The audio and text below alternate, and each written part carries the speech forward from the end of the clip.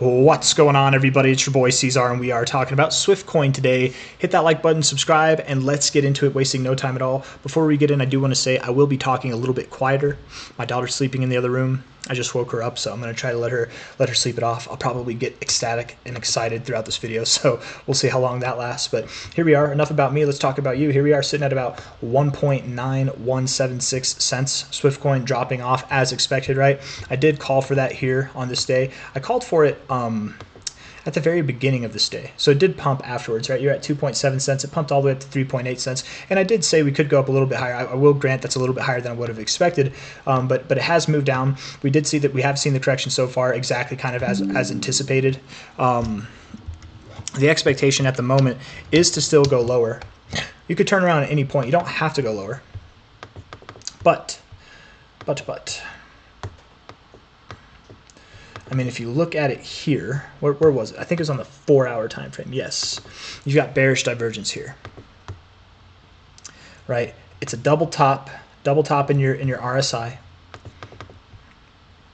High here, higher high here. That's bearish divergence, right? If it's even if it's the same level in the RSI, but you have higher highs, it's a form of bearish divergence because it is diverging. Your price is diverging from what your RSI is doing. So, being that it is divergence, being that it looks like you're playing off of this divergence, the minimum expectation then would be that you move down to about 1.7 cents. You're at 1.9 cents now. You're very close to completing this move down. I just don't think you're there yet. Okay. One thing that I want to teach you guys real quick about corrective moves. Okay. There's things that we call corrections, right? Corrections, consolidation phases. And these moves can be measured normally in 3 waves. What do I mean by 3 waves? I mean, if we click this here and you go to Elliott correction wave, it tends to be 1, 2, 3. That's it. It's a 3-wave pattern, right? That's what a correction wave tends to be. If this was your high and you're correcting here, you moved down once, you moved up twice, your correction within the correction, and now you're having your 3rd move down. Does that make sense? Right? Does that make sense? So if it is your 3rd move down, likely you don't stop at a flat, likely you do go lower. If you don't know about Elliott wave theory, look it up. It's not the most objective science. There's a lot of subjectivity to it, but there are a lot of rules that can make the subjective conditions more objective, if that makes sense. But beyond all that stuff, beyond the wave count stuff, if we take a low to a high here, if you are going to learn Elliott wave theory, you should learn about fibs first, okay? It's the foundation to it. You won't be able to do it if you don't have fibs. Low to high here, or I mean, maybe to a certain degree you can, but I'm getting distracted. You likely do move down to your golden ratio. If we put a line right here at that daily or that 4-hour closing high where your divergence formed, it's right there at the base of that golden ratio. Man, I have no doubt in my mind you're going to go to 1.699 cents or lower. And the thing is, I'm not saying that you have to do this, but being that you are at the bottom of your golden ratio here, it's very common when divergence is formed to go through the target area. If you were to go through it, maybe go a little bit through it and you bounce off the 6.9 maybe, or maybe you do this thing that a lot of cryptos have been doing over the months, which is you just go right through your golden ratio, bounce right off your 786, and you have an immaculate bounce. And you really could do something like that. Your 786, if we take that same high, we bring the low down all the way to like the low of this move itself, like the overall move, that takes you down to your 0.5. And that's not the most common area to bounce from, but if you guys have been watching my videos over the past day, you'll notice that yesterday I talked about, I pointed out in a few different videos, and then also even the day before, I only noticed it yesterday, but over the past week, there's a lot of cryptos that have been bouncing, either finding support at their 50s or finding resistance at their 50s. And what do I mean by 50? I mean the green line here, the 50 level, the 0.5, 50%. I often say I don't expect significance on this level, but when you get significance on this level, you get significant moves afterwards. And being that could be on the 786, another thing, so bouncing off the 0.5 promotes significant bounces normally. Going to the 786, it normally produces significant bounces if you tear right down to it. If you're doing this kind of constructive movement down to it, you normally don't rip. But if we do just tear, and I know it looks somewhat constructive, but it's not. If we just move right down to about 1.47 cents, all I'm trying to say by this is 1.47 to 1.49 cents. If you move down there, it's not a bad thing. It's a great opportunity to buy, and likely it will propel you higher higher than even where this price is now in a shorter amount of time than it takes you to get down there from here. If you go down there, I'm not saying you go down there.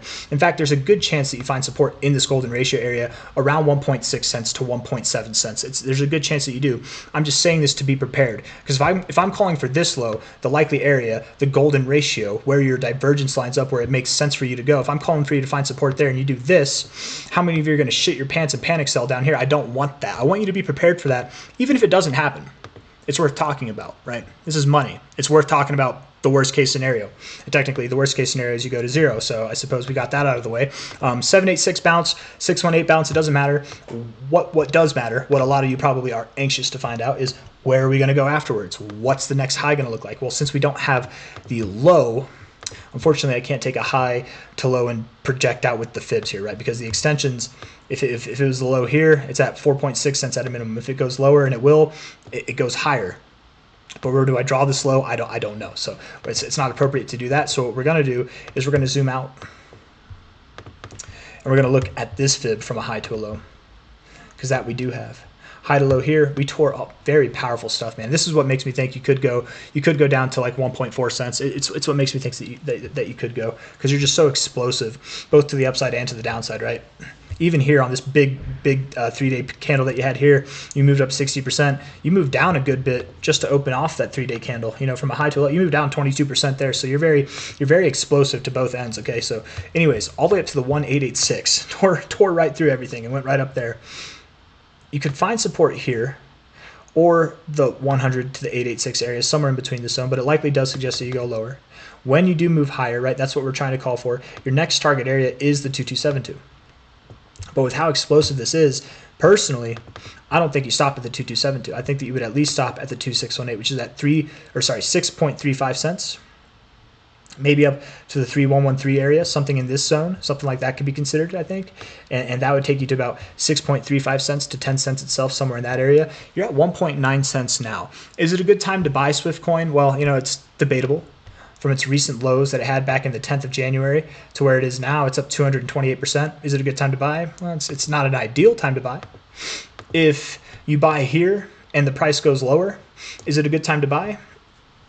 Here's where I'm going to tell you something that you might not expect is, yes, I think it is a good time to buy.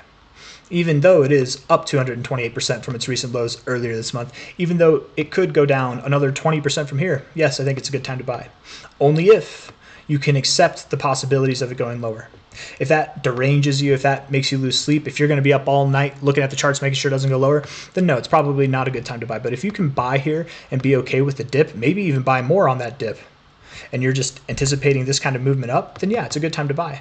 If you're trying to catch the absolute most prime area to buy possible, well, you missed that already. You missed that months ago, actually.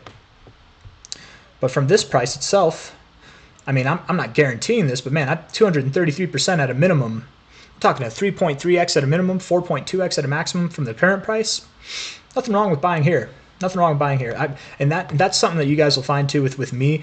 I'm not afraid to tell you to buy, even whenever it is at the high points. I'm not telling you to buy, right? I'm not. I shouldn't say that. I'm not afraid to tell you that I think it's a good area to buy. It's just my opinion. It's not financial advice. You don't have to buy here.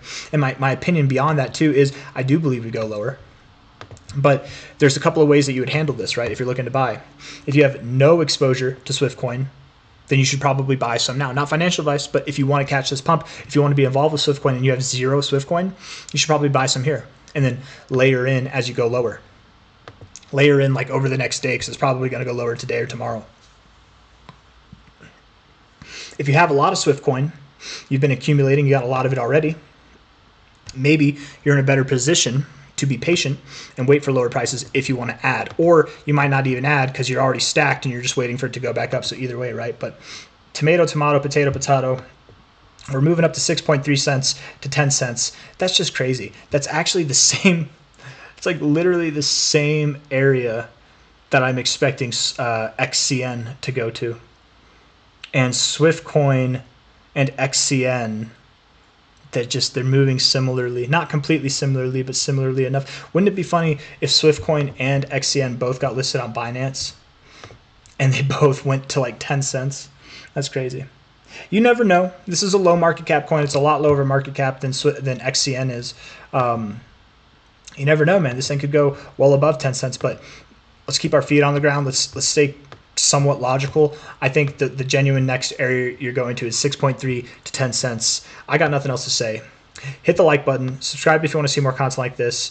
We're at 1.86 cents now. I believe we're going to go down to about 1.4 to 1.7 cents, probably closer to 1.6 cents, but you never know.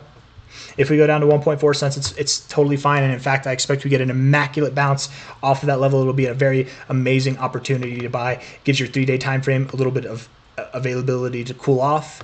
Gives your daily RSI, same thing, a little bit more cooling off to go.